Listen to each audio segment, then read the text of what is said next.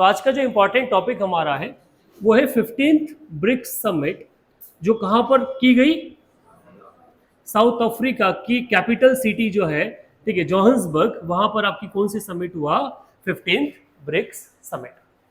ये समिट क्या है या ब्रिक्स क्या है, इस पे बात करते हैं। ब्रिक्स जो है ये 5 देशों का एक क्या है, समूह है, ठीक है, 5 कंट्रीज जो है इसके अंदर सम्मिलित है।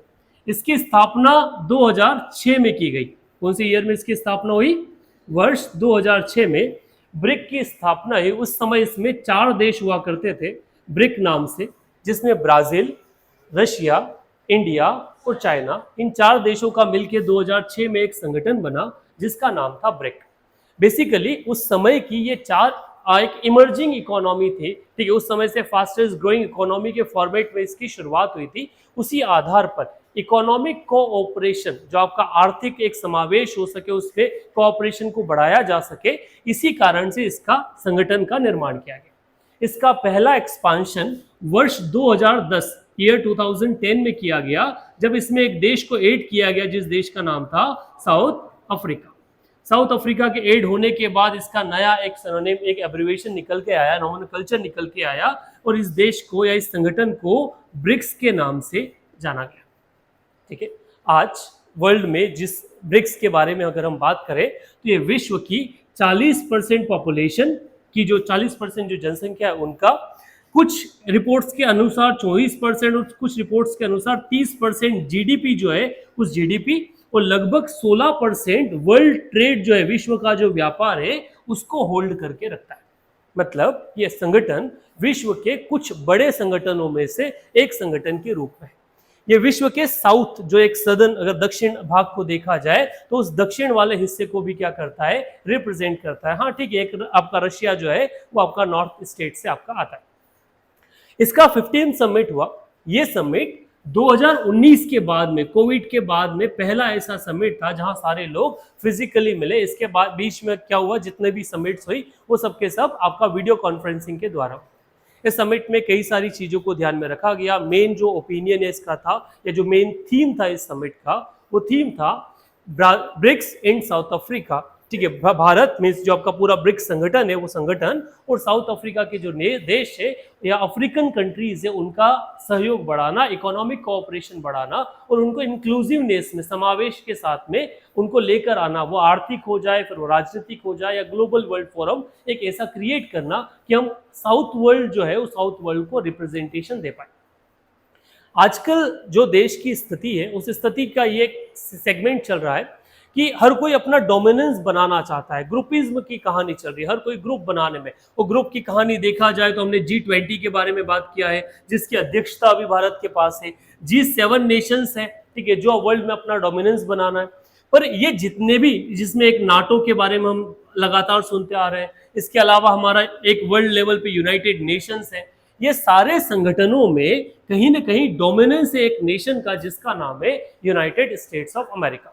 मीन्स ये जितने भी विश्व के संगठन है, इन दलों में सबसे ज्यादा डोमिनेंस कौन से देश का है, यूनाइटेड स्टेट्स ऑफ अमेरिका। अब जो बाकी देश है वो इसको काउंटर करने की कोशिश करते हैं। वो कोशिश करते हैं कि इनको कैसे कैसे भी इस संगठन को काउंटर किया जा सके, तो यूएस का जो डोमिनेंस है वो डोमिनेंस क्या करे, हम खत्म करें। इस डोमिनेंस को खत्म करने के लिए और यूनाइटेड नेशन जैसा जो वर्ल्ड का एक बड़ा संगठन है, उसमें अपनी बात को प्रभुता से रखने के लिए ऐसे छोटे मोटे कई संगठन का क्या किया गया, निर्माण किया गया। और उसी में एक संगठन कौन भी था, ब्रिक्स भी था।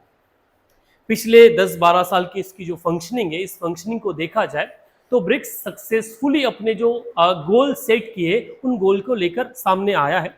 ऑल्दो भारत और चाइना के संबंध, उनमें कई सारी चीजें हम लोगों ने अप एंड डाउन्स देखे हैं, उसके बाद भी ब्रिक्स जो है वो हर साल अपना शिखर सम्मेलन भी कर रहा है। शिखर सम्मेलन या लीडर्स टॉक जिसे हम कहते हैं, वो सम्मेलन भी कर रहा है, समिट भी कर रहा है।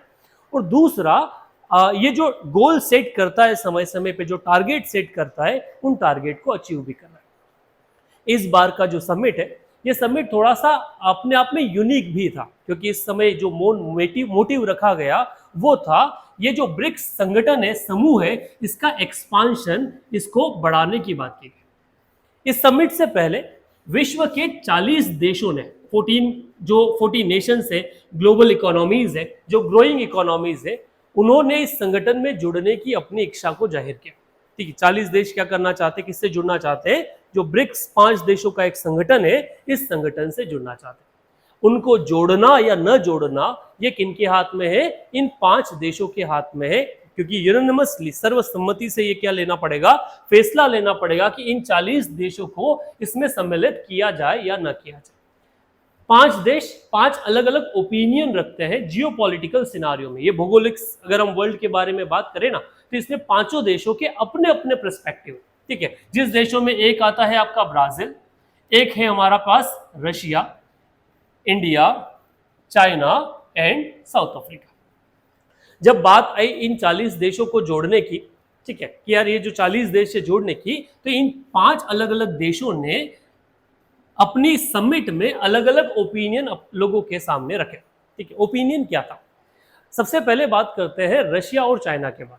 ठीक है, रशिया जो है, यूक्रेन का जो वॉर चल रहा है, उस यूक्रेन वॉर के कारण कई ग्लोबल सैंक्शंस को क्या कर रहा है, झेल रहा है।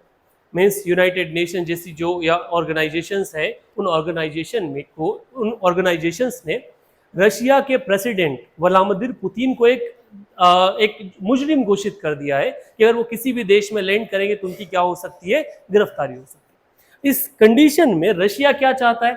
रशिया अपने संगठन का एक्सपांशन चाहता है। वो चाहता है क्या किया जाए, इस संगठन को बड़ा बनाया जाए। इसको बड़ा, जितना बड़ा बनाया जाएगा, हम किसके काउंटर में खड़ा हो सकते हैं? हम नाटो को काउंटर कर सकते हैं, हम G7 को काउंटर कर सकते हैं, जिन दोनों में रशिया क्या नहीं है, मेंबर नहीं है।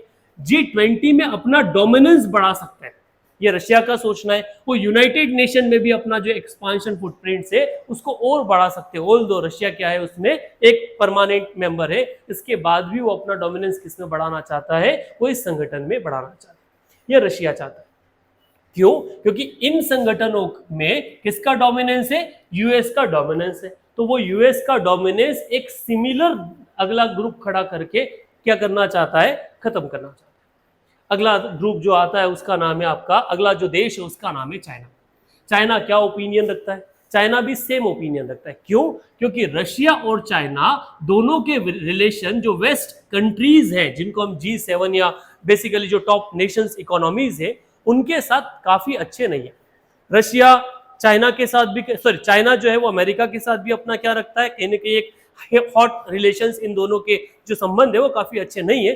तो चाइना भी इसको काउंटर करना चाहता है। किसको काउंटर करना चाहता है? ये जो वेस्ट के स्टेट्स हैं, इन स्टेट्स को।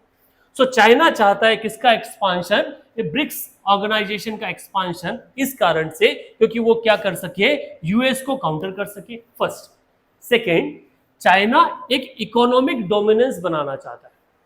इकोनॉमिक डोमिनेंस बनाने के लिए उसका इकोनॉमिक एक्सपांशन चाहिए। इकोनॉमिक एक्सपांशन तब ज्यादा अच्छा हो पाएगा जब कोई ग्रुप बनेगा, क्योंकि वो इस ग्रुप में भी अपना मार्केट में क्या कर सके, अपना जो आइटम्स है उनको सेल कर सके, अपनी इकोनॉमिक एक्सपांशन बढ़ा सके। इसलिए चाइना क्या चाहता है, इस पूरे के पूरे ब्रिक्स ऑर्गेनाइजेशन का एक्सपांशन चाहता है। ठीक, अब 2 देशों के बारे में बात आती है, जिसमें एक साउथ अफ्रीका है। साउथ अफ्रीका अपने ओपिनियन में थोड़ा सा साइलेंट है, वो बहुत ज्यादा खुल के इस मामले में क्या नहीं आया, अपनी राय रखने नहीं। 2 देशों ने और अपनी प्रखरता से राय रखी, जिसमें एक का नाम है ब्राजील और दूसरे का नाम है इंडिया। ब्राजील और इंडिया साउथ वर्ल्ड में 2 ऐसे स्टेट हैं जो ग्रोइंग है, one of the fastest growing economy है, इमर्जिंग इकोनॉमी है, पर इनके वेस्ट के साथ संबंध चाइना और रशिया की तुलना में काफी अच्छे। ठीक है, जैसे India has a very good relation with United states, Brazil have a good relation with United states. इसके अलावा G7 के अनदर नेशन जैसे कनाडा हो गया, फ्रांस हो गया, यूके हो गया, इटली हो गया, इन सब के साथ भी इंडिया के रिलेशन क्या है, अच्छे। तो इंडिया इन ऑर्गेनाइजेशन को काउंटर करने के लिए कोई ग्रुप बनाना नहीं चाहता। ठीक है, साथ ही साथ ब्राजील भी ऐसे स्टेट को, मींस एक ग्रुप का एक्सपांशन नहीं चाहता जो किनको काउंटर कर सके, इन स्टेट को काउंटर कर सके। ठीक है, ये अलग अलग ओपिनियन, इन सारे देशों ने अपना एक मोटिव इस ब्रिक्स के एक्सपांशन को लेकर। जब ब्रिक्स के एक्सपांशन को लेकर बात आई तो प्राइम मिनिस्टर नरेंद्र मोदी ने अपने कुछ कंसर्न्स रखे। उन्होंने बोला कि यार सारे देशों को सम्मिलित कर हम ऑब्जेक्टिव तक नहीं पहुंच पाएंगे, गोल नहीं पहुंच, क्योंकि अगर मान लो सबके सब इकट्ठे हो गए तो क्या हम फिर एक पॉलिटिकल एक ऐसा ऑर्गेनाइजेशन बन जाएंगे जो काम करने की बजाय राजनीति ज्यादा करेगा। जैसे आज G20 की हालत ऐसा हो गया है, या फिर यूनाइटेड नेशंस, संयुक्त राष्ट्र हुआ, G20 हुआ, जो बड़े बड़े ग्रुप है उनकी स्थिति ये है, ये काम कम कर पा रहे और राजनीति पॉलिटिक्स जो उसमें ज्यादा इंडल्ज है, क्योंकि हर कोई अपनी बात क्या करना चाह रहा है, हर नेशन अपनी बात रखना चाहता है। तो यहां भी क्या होगा, प्राइम मिनिस्टर मोदी का क्या कंसर्न है कि अगर इस ब्रिक्स को बढ़ाया गया 40 देशों के साथ तो ब्रिक्स की स्थिति भी क्या हो जाएगी, वैसी हो जाएगी। तो क्या प्रधानमंत्री नरेंद्र मोदी जो एक्सपांशन है उसके खिलाफ है? नहीं, उनका एक्सपांशन के खिलाफ नहीं है, उनका उसमें कुछ कंसर्न है। उनका कहना है कि अगर हम एक्सपांशन चाहते हैं तो हमें कुछ कंडीशंस रखना चाहिए। कंडीशंस क्या रखना चाहिए? उस नेशन का कुछ पर कैपिटा इनकम जो जीडीपी है, पर कैपिटा जो जीडीपी है उसका एक लिमिट सेट होना चाहिए। उसका पॉलिटिकल जो इकोनॉमिक एग्जिस्टेंस है उसको देखना चाहिए। थर्ड, ऐसी नेशन को उठाना चाहिए जो वर्ल्ड के सैंक्शंस नहीं ले रहा है, ठीक है। जैसे कि कुछ नेशन से जिन्होंने इच्छा जाहिर की, जिसमें ईरान था, जिसमें आपका वेनेजुएला था, वेनेजुएला पे अमेरिकन सैंक्शंस लगे हुए हैं। तो ऐसे किसी देश को जिसमें वर्ल्ड ने सैंक्शंस लगा रखे हैं, उनको अगर हम हमारे ग्रुप में शामिल करेंगे तो कहीं ना कहीं फिर पॉलिटिकल क्लैशेस जो है, जियोपॉलिटिकल क्लैशेस जो है वो क्या हो जाएंगे, वो एक्सपांड हो जाएंगे, ठीक है। तो ये अलग अलग देशों की अलग अलग राय किस चीज को लेकर थी, इन अलग अलग इन नेशंस को सम्मिलित करने के। फाइनली अलग एक फ्रेमवर्क बनाया गया, एक आधार बनाया गया कि जिस आधार पर इन बाकी देशों को क्या किया जा सके, सम्मिलित किया जा सके। किसके अंदर? ये जो ग्रुप है, इस ग्रुप के अंदर। जब रिपोर्ट या जो समिट हुआ, जब एंड तक आया, तो ये अनाउंस किया गया कि जो अभी तक ब्रिक्स है, जो 5 देशों का क्या है, एक समूह है, उस ब्रिक्स में क्या किया जा रहा है, 6 और देश को इंक्लूड किया जा रहा है, और ब्रिक्स जो होगा वो ब्रिक्स 11 के नाम से जाना जाएगा। जो 6 नए मेंबर हैं, ये मेंबर 1 जनवरी 2024 से फुल मेंबर बन जाएंगे। किस संगठन के? ब्रिक्स संगठन। ये 5 देश कौन कौन से हैं जिन्हें शामिल किया गया, तो उसके बारे में बात किया जाए तो ये नेशंस हैं जिनको एब्रीवेशन के फॉर्म पे देखा जाए तो कहा जा सकता है आसुई, ठीक है। कौन कौन से नेशन है? ए स्टैंड फॉर अर्जेंटीना, ठीक है, A stand for Argentina, S stand for Saudi Arabia, ठीक है, U stand for UAE. Saudi Arabia और यूएई अलग अलग है, ठीक है। I stand for Ethiopia, Iran. E stand for Ethiopia और ई स्टैंड फॉर इजिप्ट, ठीक है। Ethiopia, Egypt, Iran, UAE, Saudi Arabia और अर्जेंटीना, ऐसे करके 6 अलग अलग नेशन को किसमें सम्मिलित किया गया? ब्रिक्स देशों में सम्मिलित किया। तो ब्रिक्स जो अभी 5 मेंबर था, अभी कितने मेंबर हो गए इसके अंदर? टोटल 11 सदस्य हो गए। समझ में आया कहानी यहां तक? ठीक है। अब क्या होगा? ब्रिक्स एक बड़ा कुनबा बन गया, ठीक। अब ये साउथ, बेसिकली ये जो साउथ वर्ल्ड है, इस वर्ल्ड का बिगर रिप्रेजेंटेटिव बन के आया। जब ये देखा जाता है कि यार ये जो 6 नए मेंबर बने, क्या ये इकोनॉमिकली काफी एडवांस्ड है? नहीं, इनमें से अधिकतर देश जो है वो इकोनॉमिक क्राइसिस से गुजर रहे हैं, ठीक है। जिनकी अर्जेंटीना की स्थिति काफी खराब है, वहां पर इन्फ्लेशन काफी हाई हो चुका है, जो सुपरमार्केट्स वगैरह है उनको सिक्योरिटी प्रोवाइड करने के लिए पुलिस वाले खड़े करने पड़े। अर्जेंटीना में क्या हो रहा है, इकोनॉमिक जो इन्फ्लेशन है वो इन्फ्लेशन काफी बढ़ गया है। जो प्राइजेस हैं कमोडिटीज के, वस्तुओं के जो मूल्य है वो इतने बढ़ गए हैं कि लोग लूटमार पर उतारू हो गए।